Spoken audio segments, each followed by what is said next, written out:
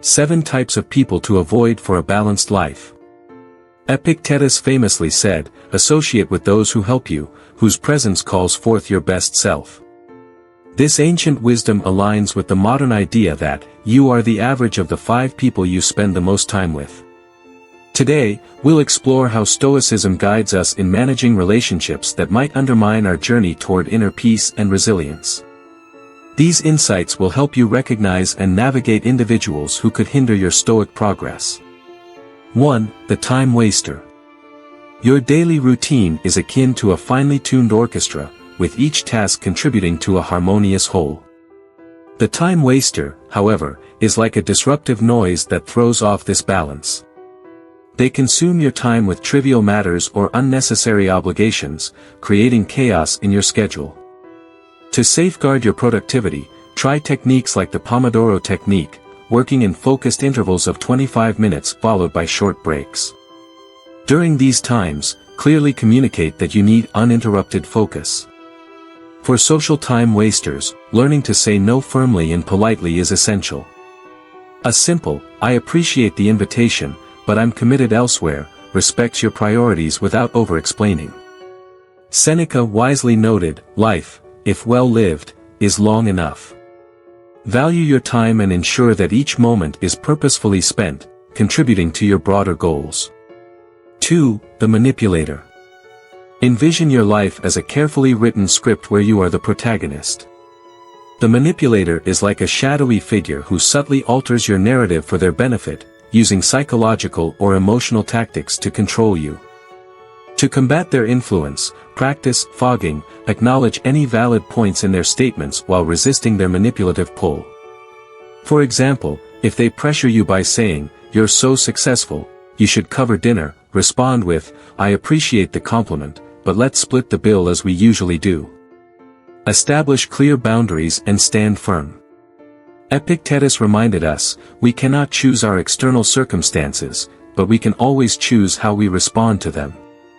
Take charge of your life story and ensure it reflects your true values and decisions. 3. The overly optimistic. Imagine your life as a garden with both flourishing plants and stubborn weeds. The overly optimistic person insists on ignoring the weeds, dismissing your genuine feelings with relentless cheerfulness.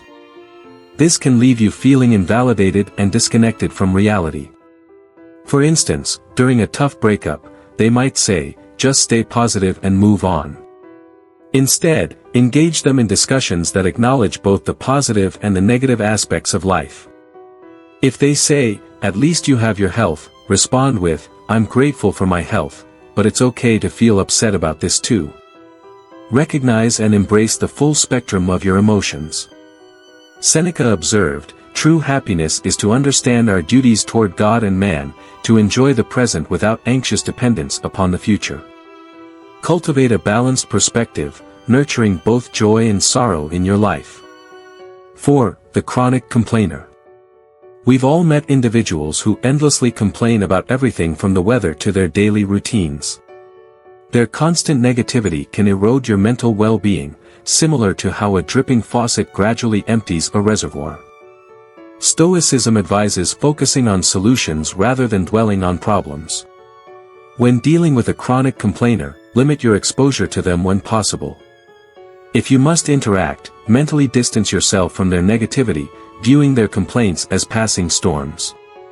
Redirect conversations towards constructive topics or positive subjects. Marcus Aurelius reminded us, "You have power over your mind, not outside events." Realize this, and you will find strength. 5. The drama enthusiast. Life is often calm and predictable until you encounter the drama enthusiast, who thrives on creating conflicts and crises. Their energy may initially seem exciting but can quickly become draining and disruptive. To manage their impact, practice reflective listening, mirror their statements back to them without becoming emotionally involved. For example, if they say, "I can't believe they said that about me," respond with, "It sounds like you're hurt by their comment." Additionally, protect your time by creating periods for focused work or personal growth. Seneca said, "True happiness is to enjoy the present without anxious dependence upon the future." Avoid getting caught up in unnecessary drama and maintain focus on your own path to growth and tranquility. 6. The doubter. Picture yourself as an artist adding vibrant colors to your canvas, only to have a doubt spreader come in and criticize your work, sapping your enthusiasm with their constant negativity. Rather than offering helpful feedback, they simply dampen your spirit. When discussing new endeavors with a doubt spreader, seek their advice on how to overcome potential challenges instead of just sharing your plans. For example, if they say, "You'll never succeed in that field," respond with, "What steps do you think would lead to success in that area?" This shifts the focus from negativity to constructive dialogue. Epictetus advised, "We have 2 ears and 1 mouth so that we can listen twice as much as we speak."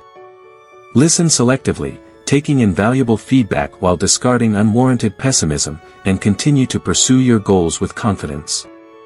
7. The eternal victim. Life resembles a strategic game where everyone has the same pieces and opportunities. The eternal victim, however, constantly blames external factors for their failures, portraying themselves as a perpetual victim of circumstances. If a friend blames all their relationship issues on their ex-partners, they are inviting you into their cycle of blame. Practice compassionate detachment, show empathy but avoid rescuing them from their problems. Marcus Aurelius said, "The best revenge is to be unlike him who performed the injustice." Resist being drawn into their victim narrative and instead focus on making strategic moves in your own life. Take control of your actions, aim for personal growth, and navigate life's challenges with resilience and wisdom. In reflecting on these types of people, remember that self-awareness is key. It's easy to identify these traits in others, but consider whether you might be unintentionally embodying any of these roles yourself. Stoicism is as much about internal growth as it is about external interactions. If today's discussion has sparked any thoughts or realizations, share your experiences and let's engage in a dialogue that deepens our understanding and practice of Stoicism. May your choices reflect your virtues, your actions embody wisdom, and your life become the masterpiece you're meant to create.